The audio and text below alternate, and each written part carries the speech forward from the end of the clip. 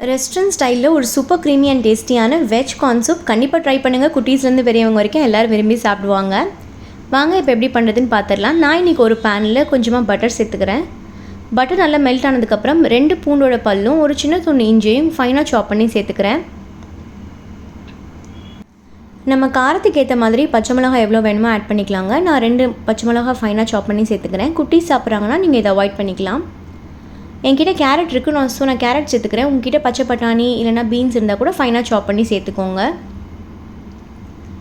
நான் சூப் பண்ணுறதுக்காக இன்றைக்கி 2 ஸ்வீட் கார்ன் வாங்கியிருக்கேங்க. 2 ஸ்வீட் கார்னையுமே நான் இட்லி ஸ்டீமரில் ஒரு 10 மினிட்ஸ் ஸ்டீம் பண்ணி எடுத்து வச்சுருக்கேன்.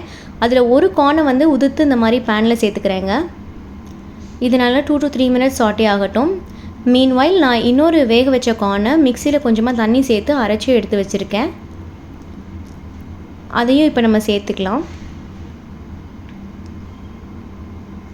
இப்போ நான் கார்ன் சூப் பண்ணுறதுக்காக மொத்தமாக நான் இன்றைக்கி 3 கப் தண்ணி சேர்த்துக்கிறேங்க. உங்கள் வீட்டில் எவ்வளோ பேர் இருக்காங்களோ அதுக்கேற்ற மாதிரி நீங்கள் தண்ணியும் கார்னும் ஆட் பண்ணிக்கலாம். இது நல்ல ஒரு லோ மீடியம் ஃப்ளேமில் 2 to 3 மினிட்ஸ் நல்லா பாயில் ஆகணுங்க. இதோட ரா ஸ்மெல்லாம் போயிடும்.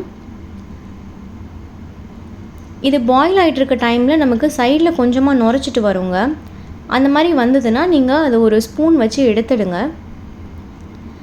இப்போ தேவையான அளவு சால்ட்டு, கொஞ்சமாக சுகர் சேர்த்துக்கிறேன். சுகர் ஆப்ஷனல் தான், வேண்டாம்னா அவாய்ட் பண்ணிக்கலாம்.